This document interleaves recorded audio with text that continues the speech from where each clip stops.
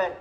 আপনাদের বাড়ির ছেলে মেয়ে বউ স্ত্রীরা মা বোনেরা সকলকে নিয়ে যাব, তাদেরকে বুঝিয়ে দেবো যে আমরা পারি দ্বিতীয় স্বাধীনতা সংগ্রাম করতে।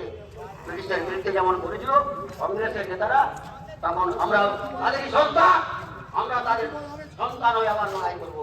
এই কথা বলে আমি আমার বক্তব্য শেষ করব। অসংখ্য ধন্যবাদ যতীন দিকের মহাশয়কে। এরপরে আমাদের ঘোষপুর গ্রাম পঞ্চায়েতের উপপ্রধান করা দরকার তো এসআইআর করে যা ইচ্ছে তাই করাচ্ছে।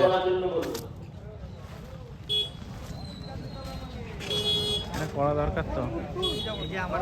ধন্যবাদ, বেশিক্ষণ সময় নেব না, খুব বিচার কথা বলবো। বলো বলো। শেখ মোহাম্মদ ইলিয়াস চৌধুরী মহাশয় ওটাই কারণে সামান্য সময়টুকু আমাদের দিয়েছেন, তার জন্য আমাদের ঘোষপুর অঞ্চল তৃণমূল কংগ্রেস কমিটির পক্ষ থেকে আপনাদের সকলকে ধন্যবাদ। সকলকে আগামী দিনে সাথে থাকবেন এই আহ্বান জানিয়ে সবাইকে শ্রদ্ধা ভালোবাসা নমস্কার জানিয়ে শেষ করছি। ধন্যবাদ দেবীদাস প্রধান মহাশয়কে। এরপরে বিমল মালিক মহাশয়কে কিছু বলার জন্য বলবো। এখন আপাতত এসআইআর এর জন্য আমাদের রামপ্রসাদে ঝামেলা চলছে, মিটিং হচ্ছে, পদ অবরোধ করে দেওয়া হয়েছে। দেখা যাক কি হয় লাস্ট পর্যন্ত। নমস্কার।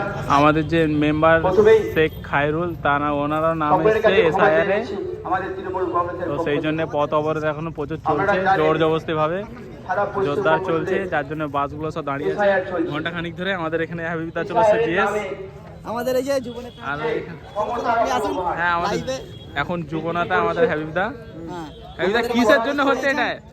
কিসের জন্য হচ্ছে? আমরা সবাই অবগত। হ্যাঁ আমরা সবাই অবগত। আমার পাশের বাড়ির কেউ যাচ্ছে সোনাই দিতে, এই খাইলা হ্যাকার টাইকার কার টাকা যাচ্ছে। আমাদের মাঝে উপস্থিত হয়েছেন বিশিষ্ট সমাজসেবী শেখ খায়রুল হাসান মহাশয়।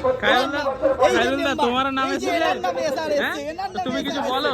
দেখুন কিছু বলবো না, এখন নাক বন্ধ হয়ে গেছে। আমাদের খায়রুলদার এখন নাক বন্ধ সর্দিতে। আমাদের বিশিষ্ট আমার বন্ধু এই যে বিশিষ্ট সমাজসেবী শেখ খায়রুল